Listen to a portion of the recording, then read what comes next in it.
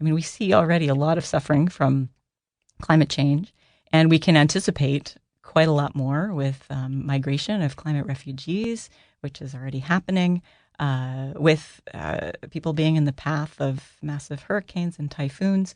How do we build ourselves resilient systems so that we're not so that we can make that suffering less? I don't know that we can. I would like us to try to move that direction. So what does mitigation and adaptation look like? Well, mitigation really at the core is dealing with the greenhouse gas problem in the atmosphere, right? So either we have to influence the flow into the atmosphere of greenhouse gases, or we have to influence the flow out. And at the moment, the only control we have is on how much we put in. We don't have any control on how much is taken out at the moment. Ideally, for people who like technological fixes, let's figure out a system to suck CO2 out of the atmosphere and put it away somewhere and store it. And if we had that technology, then we could really control the outflow as well, which would be awesome, right? So, I tell my students who are in engineering, like, go for it, do that and solve that problem. So mitigation at the root is really, really about greenhouse gases. And there's one book I've been perusing, which is Drawdown, edited by Paul Hawken, I think. The number one thing on the list of 80 things that you could do is deal with refrigerants, right? Which are emitting. I didn't get that one right. Greenhouse gases, yeah. On the quiz, yeah. It was not my first pick. Yeah. Which are small amounts but powerful greenhouse gases and stick around for a really long time. Especially globally when you think about it. So, right. All those refrigerants. So how do we deal with that? I mean, we already dealt with refrigerants on one level with the ozone crisis and the Montreal Protocol. And the Montreal Protocol, in some ways, gives a little bit of a pathway, right? The Montreal Protocol itself didn't actually solve the problem, but it was subsequent agreements internationally and more subsequent agreements that gradually got us to a place where we are no longer damaging the ozone layer, right? So that was a success. Of course, it was much simpler than the problem that we have now with dealing with multiple greenhouse gases in the atmosphere and the fact that our entire energy system is based on burning fossil fuels. So that is a much bigger problem. But the idea that we can continue quickly to continue to negotiate and to, as an international community, try to bring down our emissions. There are some places that are doing it quite well. There are some places that are not. Obviously, the United States is kind of isolating itself right now, and I'm not sure why Rex Tillerson thinks that renegotiating the Paris Agreement will be a good thing, because really the Paris Agreement is a totally different approach to mitigating climate change, in that everybody gets to decide what their contribution is going to be. Right, the U.S. could decide what their contribution is going to be, and then we just report on it. Right, we report what we're doing, and it's a kind of peer pressure system. Because Canada and the U.S. failed and backed out of Kyoto, are you optimistic about the Paris Accord? Do you think that that's a start? Do you think it's strong enough? I think the Paris Accord is a totally different approach. I think it is a start. It's not strong enough in the sense that the commitments that were made in Paris in 2015 don't actually get us where we need to go, right? The commitments, if everybody actually met their commitments, give us a world in 2100 that's about 3.5 degrees above pre-industrial values. And so that's not good enough. It's clearly not. So we need the next step and the next step, and we have to keep negotiating, right? And we have to do it quickly. So this is a conversation that we were having this morning about what if we can't fix it? What if I can't prevent my own death? What if we're having these great existential conversations. So how do we live with that?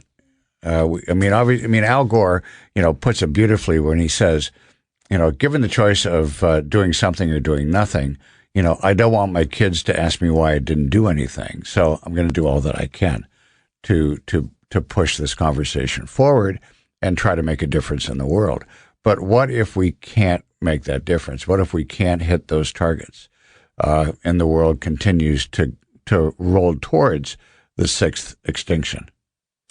I do think it's important for people to feel that they have some kind of self-efficacy, right? That we are doing our best. When our best is not good enough, that's a really hard thing. How do we deal with that? The sixth extinction, the extinction rates right now, as I understand them, are already high. So I think creatures that are unearthing our civilization later on this planet, if that's going to happen, are going to find a boundary before which there were all these creatures, and after which we saw a big extinction. From the geologic perspective, I have sometimes talked to geologists who kind of are like, well, species only last so long anyway, right? So humans are going to last some length of time. Maybe it's just a total of 1 million years, and that's it, and that's how it goes, right? No species lasts forever. Even these 5 mass extinctions that happened before our current one. Natural selection is alive and well. And the biosphere recovered after each one of these extinctions, and they turned into a totally different kind of dominant animal. Right? Before the Cretaceous Tertiary extinction, we had the dinosaurs were kind of the big deal, and then afterward, the mammals came up and did their thing. So, taking the very long view is comforting in one way, but getting down to a personal level, right? Am I answerable to myself? Am I answerable to the next generation? Those are really important if we're humanists. Yeah, not wanting to pull out of this nosedive. So, how do we find out about your online course? Oh, so you could go to edX.org and you could search climate change. It's a course called Climate Change, the Science. It's on edX.org. It's running right now in a self-paced mode, so anyone can sign up for, I think, the next 2 years and just do the course at your own pace. There are a couple of essays in there, and we'd love for people to contribute to those. They're focused on people's own areas, right? What are impacts of climate change that you have going on around you, and also another one about the carbon cycle, what's going on in your area that is linked to the carbon cycle. And this is getting at the mitigation question, right? So are there things like carbon sequestration projects around you? Or what kind of energy system do you have, and what's being done about it? So those contributions actually go on a big global map, and anyone can read all the essays that other people wrote from around the world. And I think that's one way in which the participants are actually contributing and making the course a lot more rich than it could be with just a single instructor. It's nice because it brings the world closer and all those communities closer and what's happening in those communities. Yeah, and they're surprising. Nice touch. Right? Yeah, I like it. That's a nice objective. I really want to thank you for taking the time to come in. You're welcome. Okay. Thank you for having me. My pleasure. We've been speaking with Sara Harris, who's a professor, associate dean, author, scientist, and astute researcher who's brought us more clarity and more humanity regarding climate change. Many thanks to Melissa Ruckmick and Luke Pidgeon for their expertise today. This has been another production from the Conversation Lab. I'm Don Schaefer. Do you need help with picking up groceries during COVID-19? Good Neighbor BC delivers groceries to seniors and others in need in the South Surrey White Rock region free of charge. Delivered within 24 to 48 hours with minimal contact at your building's lobby. All you pay for is the cost of groceries.